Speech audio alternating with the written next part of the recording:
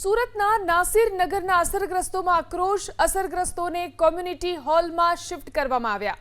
Community હોલમાં કોઈ સુવિધા ન હોવાનો આરોપ. પીવાના પાણી સહિતની સુવિધાનો પણ અહીં અભાવ. કતારગામના કોમ્યુનિટી હોલમાં રખાયા છે અસરગ્રસ્તોને. 28 દિવસથી અસરગ્રસ્તો હાલાકી ભોગવી રહ્યા છે. ઘરના બદલે ઘર આપવા અસરગ્રસ્તો માંગ કરી રહ્યા છે.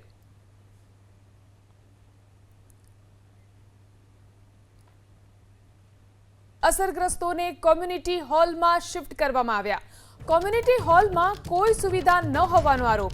પીવાના પાણી સહિતની સુવિધાનો પણ અહીં અભાવ. કતારગામના કોમ્યુનિટી હોલમાં રખાયા છે અસરગ્રસ્તોને. 28 દિવસથી અસરગ્રસ્તો હાલાકી ભોગવી રહ્યા છે. ઘરના બદલે ઘર આપવા અસરગ્રસ્તો માંગ કરી રહ્યા છે.